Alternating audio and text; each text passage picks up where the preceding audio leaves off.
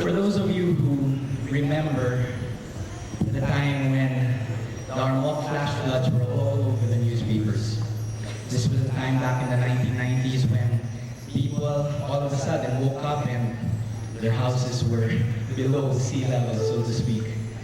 And at this point in time when so many of our brothers and sisters in the Philippines were suffering from lost homes and lost possessions and practically shattered lives, losing almost everything that they had, the BLE Youth Ministry decided to take their spirituality to the level of social action. What we did was we had a concert which was free, but nung panahon na yun, mautak na talaga yung mga bata. What we did was we announced in the Tuesday prayer meeting that we were asking for food donations from the community.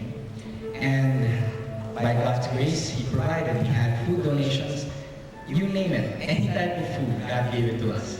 And on the night of the concert, we sold the food back to community.